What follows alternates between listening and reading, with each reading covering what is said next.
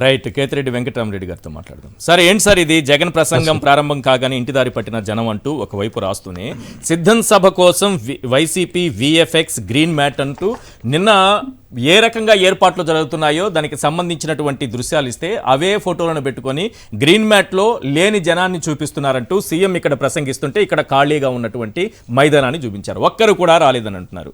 సరే, ఏ రకంగా వచ్చారో అన్ని ఛానల్స్ని నేను చూపించా. సిగ్గుచేటు ఏంటంటే ఈ లోకేష్ ప్రసంగం ఇప్పుడే ప్రారంభమైంది కళ్యాణదుర్గంలో.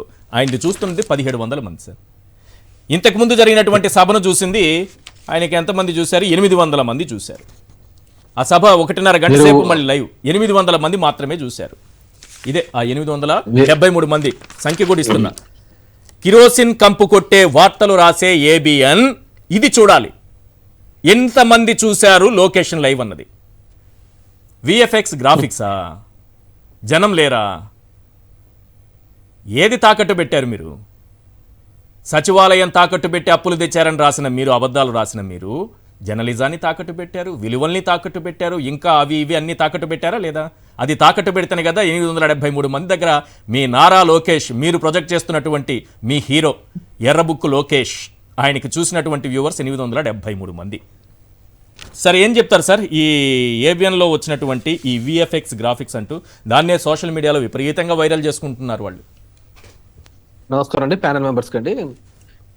తెలుగుదేశం పార్టీ ఇప్పటికీ కూడా గుర్తించలేంది, గమనించలేంది అంటే ఆ పార్టీ పతనానికి మూల కారణం ఎవరైనా ఉన్నారంటే అది ఆంధ్రజ్యోతి, ఈనాడే.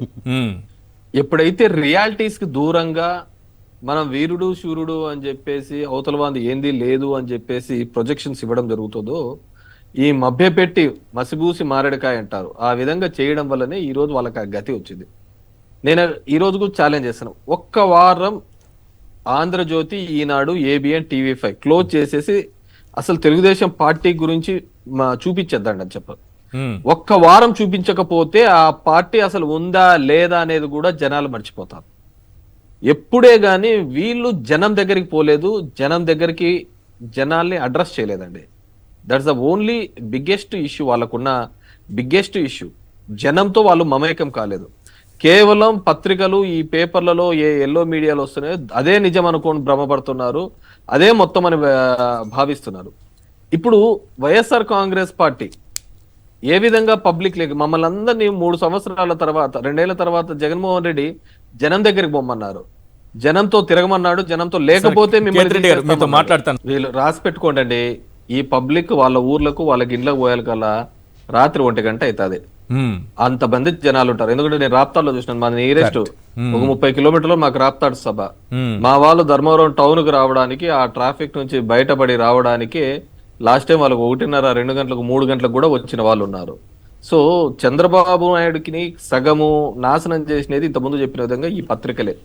వాళ్ళు లేనిది అతనికి చెప్పి బూస్ట్ చేసి ఇంతకుముందు చెప్పేవాళ్ళు 3 ఏబీలు ఓడించినారు చంద్రబాబు నాయుడు, ఒకటి ఏబీ వెంకటేశ్వరరావు, ఒకటి ఏబీ రాధాకృష్ణ, ఇంకోటి ఏబీ ఎవడో ఉన్నాడు అనమాట, 3 కలిసి ఓడించినారు అని చెప్పేవాళ్ళు. సో ఆ విధంగా తయారైంది. రియాలిటీలేకి గన మిస్ అయిపోతే ఖచ్చితంగా ఏ పార్టీ కూడా మనుగడ కాదు. ఇప్పుడు చంద్రబాబు నాయుడు సుమారు 4-5 ప్రోగ్రాంలు పెట్టించినాడు, పబ్లిక్ దగ్గరికి పొమ్మని చెప్పినారు. ఎంతమంది పోయినారు వాళ్ళ పార్టీ వాళ్ళని కనుక్కోమనండి. అదే జగన్మోహన్ రెడ్డి వేరే ప్రోగ్రామ్ ఏంది పెట్టలేదు, ఒక గడప గడపకే పెట్టాడు.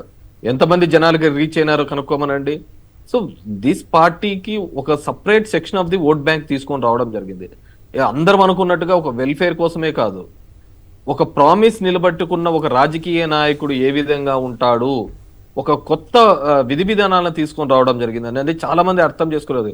ఒక వాలంటీర్ వ్యవస్థని, వాళ్ళకు సంబంధించి ఒక 2000 ఇండ్లకు సంబంధించి ఒక సచివాలయ వ్యవస్థని, అసలు ఏ నాయకుడికి ఏ మాత్రము సంబంధం లేకుండా నేరుగా పోయి పని చేసుకునేంత ఒక స్వతంత్రం ఇవ్వడం జరిగింది. దీంట్లో ఎక్కడే కానీ పార్టీ ఇంక్లినేషన్ కానీ, లేకుంటే క్యాస్ట్ ఇంక్లినేషన్ కానీ, రిలీజియస్ ఇంక్లినేషన్ కానీ ఏది లేదు.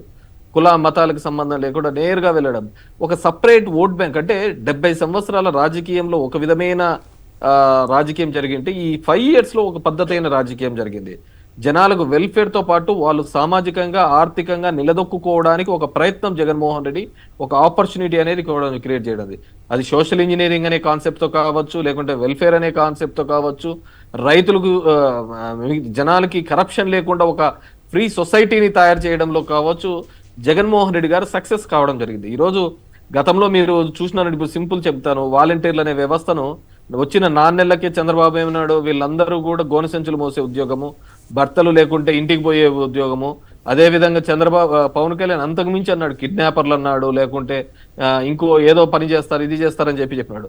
ఎండ్ ఆఫ్ ది డే ఎక్కడికి వచ్చాడు, నేను కూడా వాలంటీర్లను పెడతాననే వ్యవస్థకు తీసుకుని వచ్చాడు. అంటే వీళ్ళందరికీ ఒక రోల్ మోడల్ గా నిలిచేయడం జరిగింది. ఈయన ఒక సపరేట్ ఓట్ బ్యాంక్ తీసుకొని రావడం జరిగింది. ఆయన చెప్తున్నాడు కదా, నాకు ఒక స్వార్థం ఉంది, నా స్వార్థం ఏమిటి అంటే ప్రతి ఇంట్లోనూ కూడా నా ఫోటో ఉండాలా, నేను ఒక మంచి చేశాడు, నేను ఒక కుటుంబ సభ్యులాగా ఫీల్ కావాలి అనే ఒక స్వార్థం ఉంది అనుకుంటున్నాడు. డెఫినెట్ గా ఒక రాజకీయ నాయకుడు ఎవడే గాని 100 ఏళ్ళు గాని 100 ఏళ్ళు గాని బతికేది ఏమి ఉండదు కదా.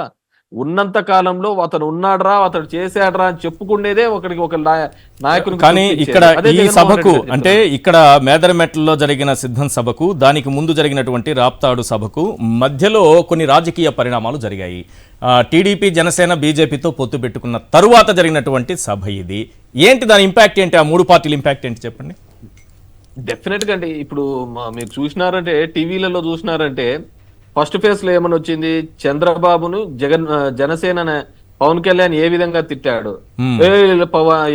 లోకేష్, చంద్రబాబు నువ్వు నాశనం చేసావు, నువ్వు కరప్షన్ చేసినావు, నీ కొడుకు కోసం ఇంత చేసినావు, నా అమ్మని తిట్టించినావు అని చెప్పిన మొదలుపెట్టిన ట్యాగ్ లైన్ నుంచి ఈ రోజు మళ్ళీ ఏ విధంగా అయింది, పాచిపోయిన లడ్లు ఇచ్చిన నరేంద్ర మోడీ, నీ పాచిపోయిన లడ్లు ఏ విధంగా కావాలా, who is Amit Shah, who is Narendra Modi, ఇవన్నీ కూడా రిపీటెడ్ కదా. అసలు ఎందుకు విడిపోయినారో తెలియదు, ఎందుకు మళ్ళీ కలుస్తున్నారో తెలియదు. ప్రజలు అనే వాళ్ళను మనం అంత తక్కువ అంచనా వేసుకోవడం అనేది నేను తప్పు అంటాను. ప్రజలు ఎవరివన్ ఆర్ వాచింగ్ యూ. నువ్వు కేవలం నీకు కావాల్సినప్పుడు కలిసిపోవడం అని ఆయన చెప్తుంటాడు కదా.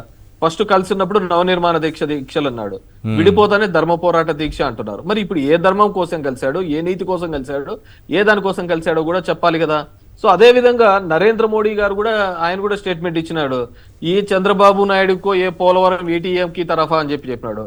ఇప్పుడు ఆయన కొత్తగా పరివర్తన చెంది ఎందుకు అటాచ్ అయినట్టు తెలుసు. అంటే ఆ పాట రాసిన జెండలు జత కట్టడం మీ వంతు అవుతుంది, జనం గుండెల్లో నిలవడం మా వంతు అవుతుంది.